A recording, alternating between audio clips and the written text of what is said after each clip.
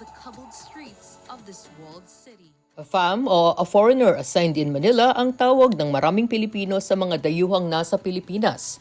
Noong 2024, mahigit na 153,000 na dayuhan ang naitala ng Bureau of Immigration na naninirahan sa Pilipinas. Ang ilan ay doon na na-assign para sa trabaho habang ang iba naman ay may negosyo sa bansa at kadalasan marami sa kanila ang nagkakaroon ng Pilipinang girlfriend o asawa. Bagamat tanggap naman sa lipunan ng AFAM, may mga negatibong pakahulugan pa rin sa salitang ito. Kaya naman nabuo ang AFAM Wives Club, isang bagong reality show na naglalayong basagin ang stereotype tungkol sa ganitong relasyon. This is not about who's the best of the best, who is the top of the food chain, who's gonna win at the end of the journey. It's about sisterhood first and foremost. It's about storytelling, showing the world what real women's lives are, how our differences can actually intertwine with one another, how AFAMs are, here in the Philippines because they're not just looking for a specific stereotype, but they're actually looking for love. Si Trajano, ang unang transgender beauty queen na nakoronahan bilang Universal Woman Arabia 2025, ay nakahanap ng pagmamahal sa kanyang Brazilian boyfriend na si Luis Katapam.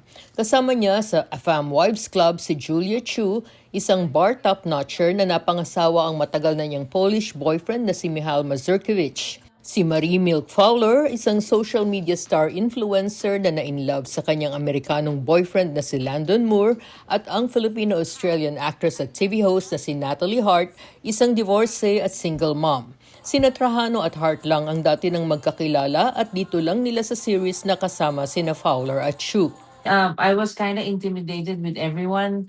I was telling them that I think I'm the only one who came from the slums. They just made me so comfortable, and they made me just let me be me when I'm around them. So, we'd have coffee on the side or just have little chats in between takes, getting our makeup done together. So I think it was really in those quiet moments when those friendships were built. Because we found similarities with one another and we empathize with one another. I think that's where the sisterhood just blossomed and came to be.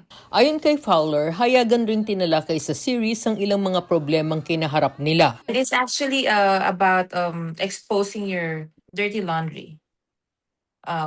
Exposing your dirty laundry and talk about it. Be confrontational about it, and be just be yourself, and be unapologetic about it. Dagdag naman ni Chu, may kakaibang paghamon ang kanilang AFAM love affair dahil sa mga cultural differences na pare-parehong nararanasan ng mga AFAM wives.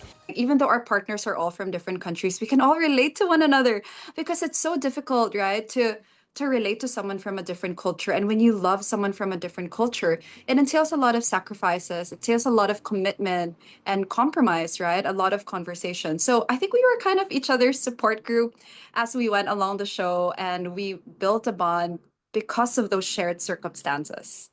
Para naman kay Trajano, gusto rin nilang maimulat ang publiko tungkol sa relasyon ng LGBTQ. Being a trans woman, I was a bit shy for people to know that she's dating a foreigner, because they already, just being a trans woman dating someone that's not just by dating generally already comes with a lot of stereotypes. But it's about just not thinking about what people are thinking and breaking the stereotypes slowly. Aminado sila na may pagkakataong nagkaka-conflict din sila habang ginagawa ang serye dahil pare-pareho silang malalakasang personalidad. Ayon pa kay Chu, nahirapan din siya dahil hindi siya sanay na may camera na laging nakasunod sa kanya. It was kind of nerve-wracking to share my private life with people. And the only reason really we did that is because we wanted to share our advocacy with the world. And I think it's only when you're vulnerable that you're able to make those connections with people. And I hope that people can see that on the show, that, we're very real, very raw with each other. Puno ng glam at nakakaaliw na mga eksena ang series, pero marami rin itong bahagi na magpapaisip sa mga manonood. Ayon sa mga bida, nais nilang burahin ang maling paniniwala na gusto lang makaahon sa hirap ng mga Pinay na karelasyon ang isang AFAM. I think times are changing, and it's no longer the era for mail order brides and this trope that ang AFAM ang sagot sa kahirapan. Times are different now. young people are empowered. We know what we want, and it's time that we give a voice to that. And throughout the show, you'll see the voice in the form of these four women. And it's also a good example for everyone around the world that interracial relationships work, and it's normal. We should normalize it. No one should shy away from it, and no one should be ashamed about it, because at the end of the day, it's love. And we should just keep promoting love and reminding everyone what love truly means. Nasa ikapitong buwan na niya ng pagbubuntis si Fowler nang magsimulang mag-shoot ang AFAM Wives Club at tumanggi silang sabihin kung makakasama sa series ang paglabas ng kanyang baby. Yeah. It will be part of the series too. Never know, never know.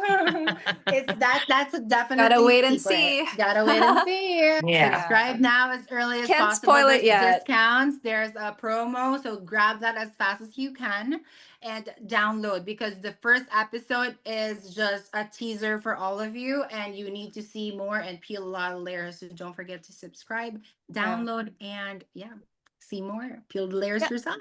There's a lot more in store for the story, a lot more stories to be unfold. And if you're into interracial couples and storytelling about this is gonna get as real as possible.